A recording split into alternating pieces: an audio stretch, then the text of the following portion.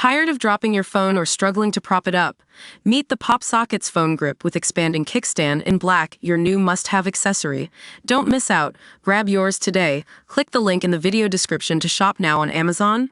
Welcome to the Funk Royalty Files, where we dive into the untold stories that need to be heard. Today, we're shining a light on Prince George's County, Maryland, which has been dubbed the most deadly road for traffic fatalities in the state. As of Thursday, there have been 34 reported road fatalities this year alone in Prince George's County, with Baltimore County coming in second at just 12, and Montgomery County, a tenth larger in population, reporting only 10. Now, you might wonder what's behind these staggering numbers, but let me tell you, the answer is no surprise. According to the Maryland Department of Transportation Crash Summary, there has been a steady rise in fatal crashes in Prince George's County over the past 4 years, with nearly every year showing an increase. But why? Well, it all comes down to one thing: density. With its dense population and major thoroughfares, Prince George's County is essentially a highway for traffic. But as we know, safety doesn't always come first. Most fatal crashes involve excessive speeding, impaired driving, or unfastened seatbelts, the classic trifecta of reckless behavior on the road. John Seng, chair of Safe Roads MD, says this isn't a new phenomenon in Prince George's County. It's been a long-standing issue that needs to be addressed. It's always been the poster child of this ignominious leadership in road crashes for the past 10 years, Seng says. We need to take a closer look at how we manage our roads, who is managing them, and how we can improve safety. And improve it must.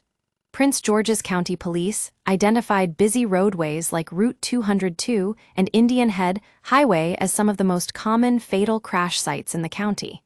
But it's not just about identifying the problem, it's also about taking action. Herbert Jones of the Route 210 Traffic Safety Committee notes that new speed cameras on the highway have already shown superior detection capabilities, leading to a noticeable change in driver behavior. It's worked very well so far, Jones says. People are definitely changing their behavior. But while there are glimmers of hope, there are also voices crying out for change.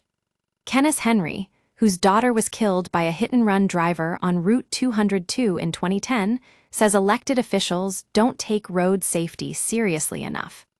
The issue keeps coming back to funding, she says. We can't afford it. Christy Littleford, the driver convicted of leaving the scene of Natasha Pettigrew's fatal hit-and-run, was sentenced to just a year in prison.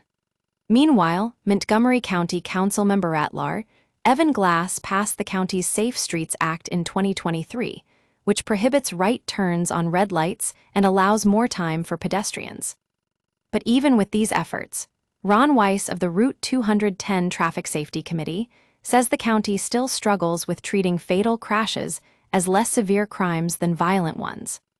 In Prince George's County, people woke up in the morning who didn't see the end of the day, Seng says. Somebody with extremely poor driving hygiene had other plans. And it's time for change.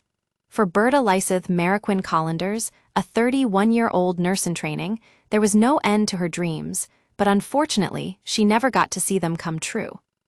As we reflect on the tragic loss of lives like Berta's, we must remember that every life matters, and it's time for us all to take responsibility for our actions behind the wheel.